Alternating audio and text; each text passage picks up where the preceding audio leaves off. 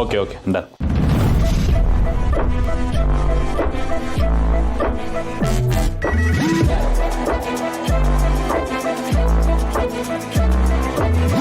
ಮಲ್ಲಿ, ಯಾಕೆ ಮಲ್ಲಿ, ಏನಾಯ್ತು? ಇಲ್ವಲ್ಲ, ನಾನು ಆರಾಮಾಗೇ ಇವ್ನಿ.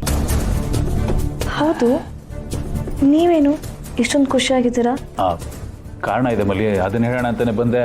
ಆದರೆ ನೀನು ಒಂಥರ ಡಲ್ ಮೋಡಲ್ ಇದೆಯಲ್ಲ, ಅದಕ್ಕೆ ಸುಮ್ಮನಾದೆ. ಇವನ್ ವಿಷಯ ಅದು ಮಲ್ಲಿ, ಇಷ್ಟು ವರ್ಷದಿಂದ ನಾನು ಕಾಣ್ತಾ ಇದ್ದಂಥ ಒಂದು ಕನಸು ನನ್ಸಾಗುತ್ತೆ ಅಂತ ಎಲ್ಲ ಕಡೆ ಸುದ್ದಿ ಹರಿದಾಡ್ತಿದೆ ಮಲ್ಲಿ.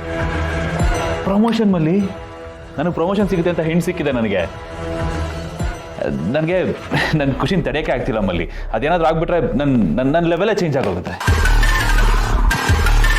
ಮಲ್ಲಿ. ಯಾಕೆ ಖುಷಿ ಆಗಲಿಲ್ವಾ? ಅಯ್ಯೋ ಇಲ್ಲ, ಖುಷಿ ಆಗೈತೆ, ಆಗ್ತಾ ಇರತ್ತಾ? ಆದರೆ ಮತ್ತೆ ಈ ಥರ ಡಲ್ ರಿಯಾಕ್ಷನ್ ಕೊಡ್ತಾ ಇದೆಯಾ? ನಿಜ ಖುಷಿ ಆಯ್ತಾ? ಹೇಳಿದ್ನಲ್ಲ, ಖುಷಿ ಐತೆ. ನೀವು ಬೆಳಿಬೇಕು, ನಿಮಗೆ ಒಳ್ಳೇದಾಗಬೇಕು, ನಿಮಗೆ ಪ್ರಮೋಷನ್ ಸಿಗಬೇಕು. ಆದರೆ ನೀವು ಎಷ್ಟೇ ಬೆಳೆದ್ರೂ ಬಾವಾರ ಥರ ತಗ್ಗಿ ಬಗ್ಗೆ ನಡಿಬೇಕು ಅನ್ನೋದೇ ನನ್ನ ಆಸೆ. ನೀವು ಬದಲಾಗಕ್ಕಿಲ್ಲ ಅಲ್ವಾ? ಏನು ಮಾತು ಅಂತ ಆಡ್ತೀಯ ಮಲ್ಲಿ ನೀನು? ಬಿಡ್ತು ಅನ್ನು ಆ ಥರ ಎಲ್ಲಾದರೂ ಆಗೋದುಂಟಾ? ಮಲ್ಲಿ, ಈ ಪ್ರಮೋಷನ್ ಸಿಗದೆ ಹೋಗಲಿ, ನಾನು ಯಾವತ್ತಿದ್ರು ನಿನ್ನ ಗಂಡನೇ ಮಲ್ಲಿ. ನಿನ್ನ ಜೊತೆ ಇಷ್ಟು ದಿನ ಹೇಗಿದ್ನೋ ಮುಂದಕ್ಕೂ ಹಾಗೆ ಇರ್ತೀನಿ, ಯಾವುದೇ ರೀತಿ ಬದಲಾಗೋದಿಲ್ಲ ಮಲ್ಲಿ. ನೀನೇ ನನಗೆ ಸ್ಫೂರ್ತಿ, ಶಕ್ತಿ, ಔಟ್ ಆ್ಯಂಡ್ ಔಟ್ ಎಲ್ಲ ಮಲ್ಲಿ. ನೀನು ಇದ್ರೇನೆ ಲೈಫಲ್ಲಿ ನಾನು ದೊಡ್ಡ ಹೀರೋ, ಇಲ್ಲಾಂದ್ರೆ ಐ ಆಮ್ ಬಿಗ್ ಝೀರೋ ಮಲ್ಲಿ. ಯಾವುದೇ ಕಾರಣಕ್ಕೂ ನಾನು ಯಾವತ್ತೂ ಬದಲಾಗೋದಿಲ್ಲ. ನೀನು ತಲೆಯಲ್ಲಿ ಏನೇನೋ ಯೋಚನೆ ಮಾಡಬೇಡ, ಓಕೆ? ನಿನ್ನ ಗಂಡ ಇಷ್ಟು ದಿನ ಜೊತೆ ಹೇಗಿದ್ನೋ ಹಾಗೆ ಇರ್ತಾನೆ, ನೋ ಚೇಂಜಸ್. ಮಲ್ಲಿ, ಆಫೀಸಿಂದ ಕಾಲ್. ಈಗಲೇ ಹಿಂಗೆ ಇನ್ನು ಪ್ರಮೋಷನ್ನು ಅಧಿಕಾರ ಅಂತ ಎಲ್ಲ ಸಿಕ್ಬಿಟ್ರೆ ಕೇಳಬೇಕಾ? ನಾನು ಲೆಕ್ಕಕ್ಕೆ ಇರೋಕ್ಕಿಲ್ಲ. ನನಗೆ ಯಾರೇ ಅನ್ನೋಕ್ಕಿಲ್ಲ. ಇವರು ಅಧಿಕಾರ, ಅಂತಸ್ತು ಎಂಥವ್ರ ತಲೆನೂ ಹಾಳು ಮಾಡಿಬಿಡುತ್ತೆ. ಇನ್ನು ಇವ್ರನ್ನ ಕೇಳಬೇಕಾ? ಮಂಗಂಗೆ ಹೆಂಡ ಕುಡ್ದಂಗೆ ಆಗುತ್ತೆ. ಯಾರ ಮಾತು ಕೇಳೋಕ್ಕಿಲ್ಲ. ಆಮೇಲೆ ನನ್ನ ಕತೆ ಅಷ್ಟೇ. ಇದನ್ನ ತರಕ್ಕೆ ಅಯ್ಯೋ ದೇವ್ರೆ, ನಿಮ್ಗೇನ್ರಿ ಬಂತು? ಮಗ ಆಚೆ ಕುಡ್ದಿ ಸಾಲ್ದು ಅಂತ ಮನೆಯಲ್ಲೂ ಕುಡ್ದು ಹಾಳಾಗ್ಲಿ ಅಂತ ತಗೊಂಬಂದಿದ್ದೀರಾ? ಇದು ನನ್ನ ಮಗನಿಗಲ್ಲ ಮಂದಾಕಿನಿ, ನನ್ನ ಸೊಸೆಗೆ.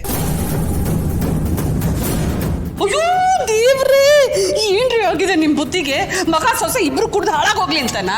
ಮಂದಾಕಿನಿ, ನಾನು ಪೂರ್ತಿ ಹೇಳೋದನ್ನ ಸ್ವಲ್ಪ ತಾಳ್ಮೆಯಿಂದ ಕೇಳು. ಸರಿ, ಅದೇನು ಹೇಳಿ. ನೋಡಮ್ಮ ಮಹಿಮಾ, ಈಗ ಜೀವ ಮನೆಗೆ ಬಂದಾಗ ನೀನು ಇದನ್ನ ಅವನ ಮುಂದೆ ಇಟ್ಕೊಂಡು ಕುಡಿಯಕ್ಕೆ ಶುರು ಮಾಡಬೇಕು. ಅದನ್ನ ನೋಡಿದಾಗ ಅವನಿಗೆ ಇದು ಹೇಸಿಗೆ ಬಿಟ್ಬಿಡ್ಬೇಕು ಅಂತ ಅನಿಸತ್ತೆ. ಈ ಥರ ಕೆಟ್ಟ ಚಟಗಳನ್ನು ಬಿಡಬೇಕು ಅಂತ ನಾನೇ ನಿನಗೆ ಅಡ್ವೈಸ್ ಮಾಡಿದ್ದೀನಿ. ಆದರೆ ಈಗ ನಾನೇ ನಿನಗೆ ಇದನ್ನು ಮಾಡು ಅಂತ ಹೇಳ್ತಾ ಇದ್ದೀನಿ. ಏನು ಮಾಡೋಕ್ಕಾಗತ್ತೆ, ಸಿಚುವೇಶನ್ನು ಆಗಿದೆ.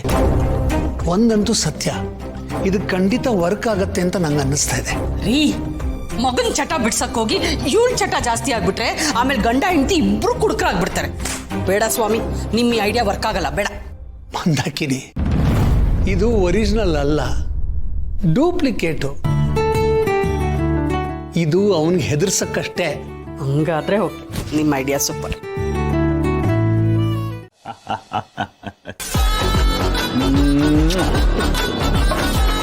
ಏನೇ ವಾಲಿಮಯ್ಯ, ನಿನ್ನ ಜೊತೆ ಕೂತ್ಕೊಂಡು ಕುಡಿಯುವ ಕ್ಷಣಗಳಿದೆಯಲ್ಲ, ನನ್ನ ಬದುಕಿನ ರಸ ನಿಮಿಷಗಳು ಕಾಣೋದು. ನಾನೇನಾದರೂ ನನ್ನ ಆತ್ಮಚರಿತ್ರೆ ಬರೆಯೋ ಹಾಗಿದ್ರೆ ಅರ್ಧ ಬುಕ್ ಅದನ್ನೇ ಬರೆದು ಬಿಡ್ತೀನಿ, ನಿನ್ನ ಪಾನಗೋಷ್ಠಿ ಬಗ್ಗೆ. ನನ್ನ ಪ್ರೀತಿಯ ಜೊತೆಗಾರ, ಕಲೆಗಾರ, ಮೋಜುಗಾರ, ಜೂಜುಗಾರ ಅಳಿಮಯ್ಯ ಜಯದೇವ್ಗೆ ಅರ್ಪಣೆ ಕೂಡ ಮಾಡಿಬಿಡ್ತೀನಿ ಕಣೋ. Thank you so much. ನನ್ನ ಮೇಲೆ ಎಷ್ಟು ಪ್ರೀತಿ ಅಭಿಮಾನ ಅಲ್ವಾ ನಿಂಗೆ? Love you. ಆದರೆ ಆ ಬುಕ್ಕನ್ನು ದಯವಿಟ್ಟು ಎಲ್ಲೂ ಪಬ್ಲಿಷ್ ಮಾಡಬೇಡಮ್ಮ. ನೀನು ತಾನೇ ಸೇಫಾಗಿ ಇಟ್ಕೊ. ಯಾಕೆಂತಂದರೆ ನಮ್ಮಿಬ್ಬರ ಮಧ್ಯೆ ಅಂತ ಒಂದು ಕಾಸಾಬ, ಮನ್ ಕಿ ಬಾತ್ ತುಂಬ ನಡೆದಿದೆ, ಆ ರೇಂಜ್ಗಿದೆ. ಅದು ಯಾವ ಮಾರಿ ಹೊರಗಡೆ ಬಂದು ಜನ ಅದನ್ನು ನೋಡಿದ್ರೆ ಕಾಂಟ್ರವರ್ಸಿ ಶುರು ಆಗುತ್ತೆ. ಅದಕ್ಕೆ ಹೇಳ್ತಾ ಇದ್ದೀನಿ ಮಾಮ್ಸ್, ನನಗೆ ಸಮಾಜದ ಮೇಲೆ ಕನ್ಸರ್ನ್ ತುಂಬ ಜಾಸ್ತಿ. ಯಾಮಾರಿ ಏನಾದರೂ ನಮ್ಮ ಬುಕ್ಕನ್ನು ಚಿಕ್ಕ ಮಕ್ಕಳು ಓದಿದ್ರೆ ಚಿಕ್ಕ ವಯಸ್ಸಿಗೆ ಬೇಗ ದೊಡ್ಡವರಾಗ್ತಾರೆ.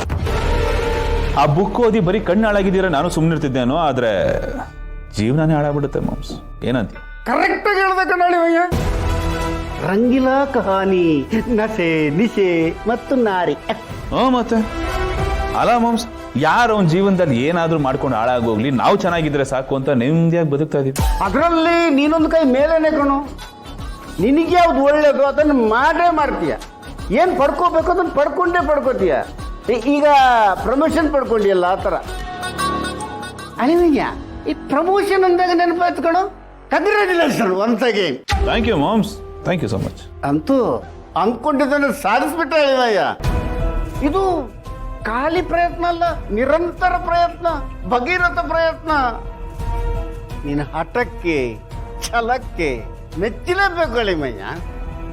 ಅದಕ್ಕೆಲ್ಲ ನಾನು ಹೇಳೋದು, ನೀನು ಛಲದಂಕಮಲ್ಲ ಅಂತ. ಇಷ್ಟುವರೆಗೆ ಜಯದೇವ್ ಅಂತ ಹೆಸರಿಟ್ಕೊಂಡು ಅಪಜಯನೇ ನೋಡ್ತಿದ್ದೆ, ಅಂದ್ರೆ ಸೋಲ್ತಿದ್ದೆ.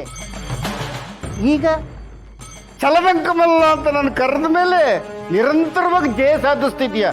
ಅದು ಸಾಮಾನ್ಯ ಜಯ ಅಲ್ಲ, ಭಾರಿ ಜಯದೇವನೇ ಆಗ್ಬಿಟ್ಟಿದ್ಯಾ. ಏನ್ ಮಾಡೋದು ಮಾಮ್, ಮಾರ್ಕೆಟಲ್ಲಿ ಉಳಿಬೇಕು ಅಂದ್ರೆ ಏನಾದರೂ ಮಾಡಲೇಬೇಕು. ಅಂಡ್ ಕಾಂಪಿಟೇಷನ್ ಹೆವಿ ಇದ್ದಾಗ ನಮ್ಮ ಟ್ಯಾಲೆಂಟ್ ಅನ್ನ ನಾವು ಪ್ರೂವ್ ಮಾಡ್ಕೊಳ್ಳೇಬೇಕು. ಕರೆಕ್ಟ್ ಕಣು. ಈ ತಪ್ಪು ಸರಿ ಲೆಕ್ಕಾಚಾರಕ್ಕಿಂತ ಮಾರ್ಕೆಟ್ ಅಲ್ಲಿ ಚಲಾವಣೆಯಲ್ಲಿರೋದು ಬಹಳ ಮುಖ್ಯ. ಇಲಾಡಿ ಕಣ, ಎಂಥ ಬರಗಾಲದಲ್ಲೂ ಬಿರಿಯಾನಿನೇ ತಿಂತೀಯ ನನ್ನ ಮಗನೇ. ಈ ಜೇಡಿ ಹುಟ್ಟಿರೋದು ಕಿಂಗ್ ಸೈಜ್ ಲೈಫ್ ಲೀಡ್ ಮಾಡೋದಕ್ಕೆ.